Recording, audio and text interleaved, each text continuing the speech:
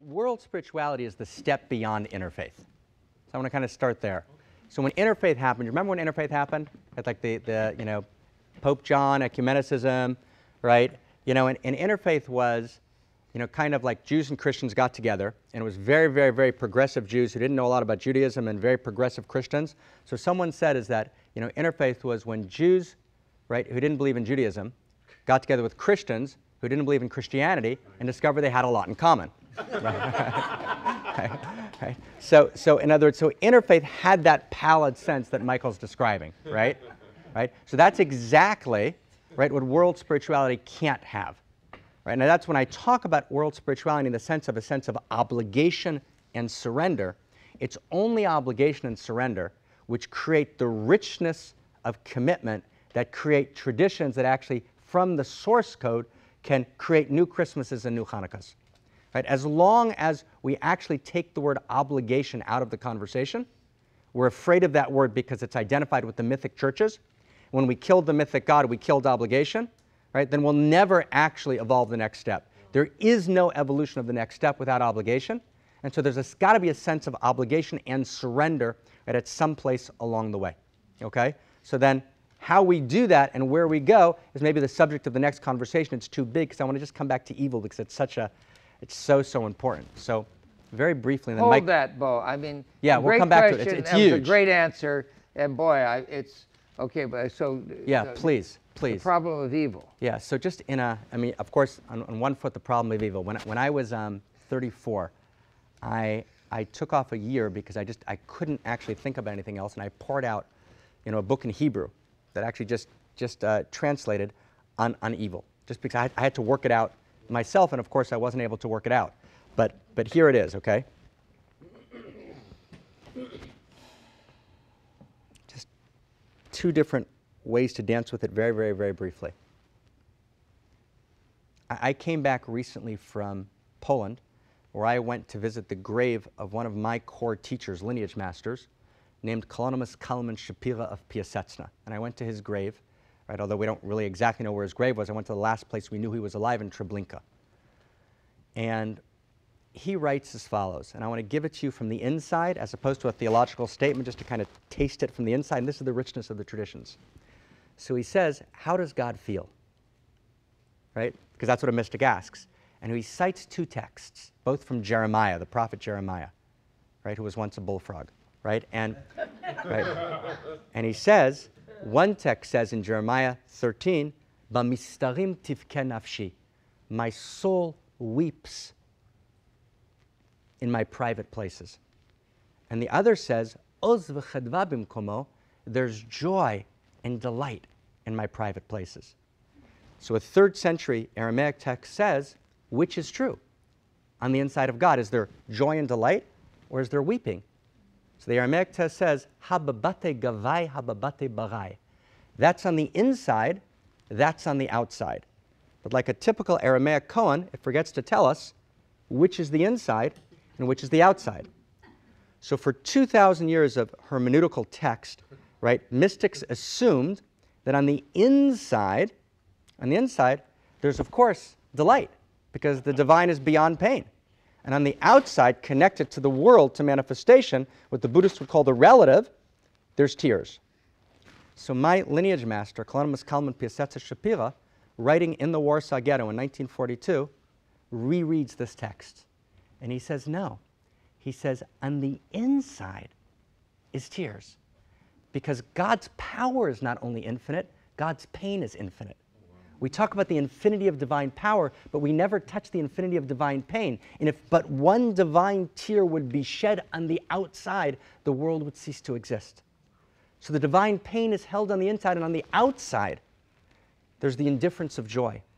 And Shapira goes on to say that to be a mystic is to be willing to enter into the inside with the divine and to participate with the pain, right, of the divine in exile by expanding my capacity and accessing and feeling for a moment the pain of another. So do I know why there's evil? No. But someone once asked me, how can you believe in a God who cries?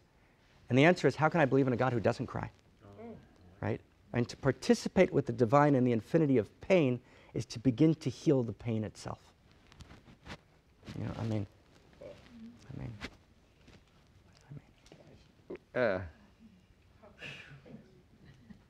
it's hard to say anything after that. It really is.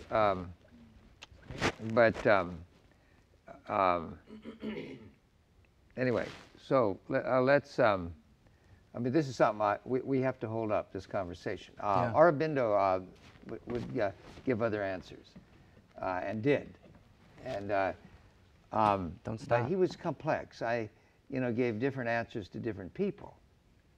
He was aperspectival, Right. if I may borrow that term. Borrow that term.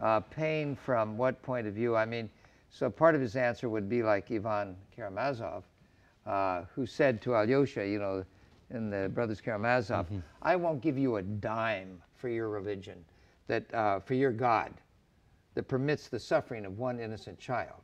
Ripped apart by those dogs. Yeah, ripped apart by those dogs. It was actually based on an event that happened near Dostoevsky. And so Ivan later tells Alyosha he had a dream. And faced with this stupendous horror of this abysmally awful God, when told that he would have to march for 1 billion years through purgatory, he refused. So he lay down in the dream, and he laid there for 1 billion years. And after 1 billion years, he said, I'll climb through purgatory and the suffering. And he climbed for 1 billion years. And after 1 second in paradise, he understood it all. Oh. That was in the dream. But the answer, therefore, being profoundly pragmatic, we're going to have to live it out, and then we will understand. So that, so Aurobindo has that kind of answer. Now, it's more complex because he was very big on something called Rudrananda. That is converting pain to the fundamental delight, bringing it home again. Right. So in a way, it's like this. Right. And he said we all practice doing it every day. He was really good on this. Sometimes just getting out of bed is at least uncomfortable. And suddenly you're up, oh, now I feel good. Right. That would be a beginner's mind doing Rudrananda. Beautiful.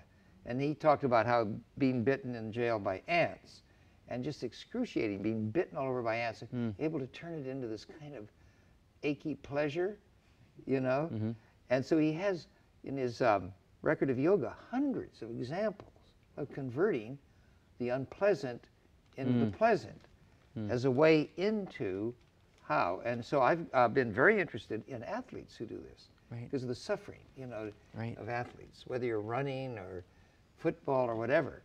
It's endemic among successful sports people. The British call building character, turning that suffering when you're running a marathon and the joy that can come out of it. And so his answer is, we're all doing it all the time, converting pleasure, pain to pleasure in living, period. You see, now so there's another we have to we have to have a whole dialogue about this. This is so important. This is vast. This is so important. There's so much to yeah. That's beautiful. The problem of evil. It's Anyway, so I think we have to accept the fact there is no intellectual answer for it. There's only in practice. We have to live into it, and that's where I say the mystics meet the athletes. Right. We have to live through this. And to give a glib answer, that's right. Justifying the ways of God to man is obscene. A fool's errand. Obscene. You can't do it. You just can't. It's too horrifying. You can't read the newspapers. Anyway. Listen, we got time for, we're covering a lot of ground tonight. Mark, I feel like this is opening up a conversation. Right. We've got time for maybe one more, and then it's time to go home. I'm wondering if both of you could comment on your respective notions of perfection. Both you, Michael, and you, Mark. Perfection. Yeah. It's a very dangerous idea. Okay. In Golf of the Kingdom, I said, beware the quicksands of perfection.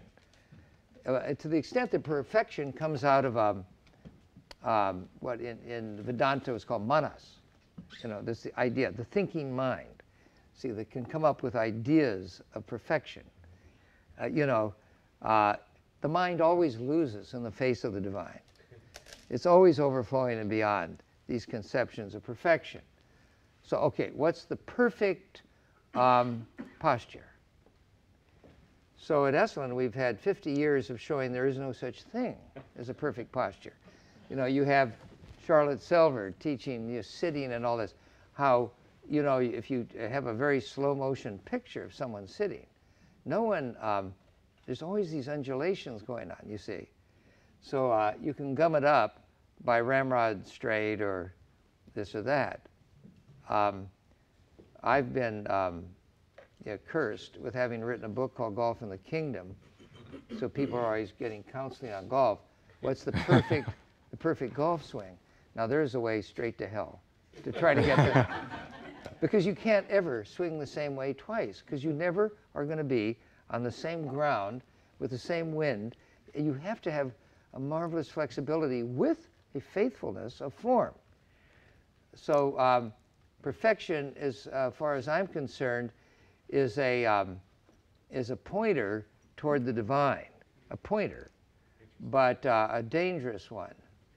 So what do you got? Well, two things. One is I just want to just say hello and introduce everyone to my partner Mariana, who's sitting there quietly in the back, right? Just say hi. She's sitting there with Zion. Big hand for Mariana.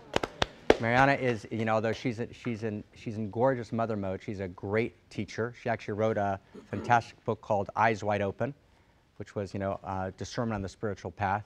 And she's just a terrific, teacher. Many of you know her work, and just terrific to be with you. And thank you, sweetie, for sitting and holding. She's basically holding the room up back there. Very, So that's one. On perfection, say one thing, and maybe could I end with a chant? Yes. Okay. So, absolutely. Yeah. So let's go back to Cook, because we began, and the Kabbalists say, "Sofan na'utz b'tchilatan u'tchilatan na'utz b'sofan." The end is in the beginning, and the beginning is in the end. So we come back to Cook, and Cook, playing off a 13th century text, says as follows, and I'm gonna paraphrase. You won't find the text in Cook unless you're showing it, but it's basically like this. He says, "Who do you think is a better person? A person who's basically perfect, or a person who's perfecting, who's really working on themselves all the time? Which quality is a better quality? A person who's naturally, innately perfect, or a person who's actually working to perfect themselves?" So he says, of course, we have more belief and more honor for the person who's really working to perfect themselves. Therefore, that quality is a higher quality. If that's true, could divinity be missing that quality? Says Cook. Could it be? So Cook then goes on to reread a 13th century text and says that divinity is shlemut hamishhtalemet, perfection that's ever always evolving and re-perfecting itself. Fabulous. Right? Wow. Beautiful. So from that place, Michael gave me That's permission. Beautiful. Yeah, it's completely beautiful. It's just awesomely beautiful, and it's just That awesomely is true. great. And we don't believe it about people. We try and freeze people at their moment of tragedy.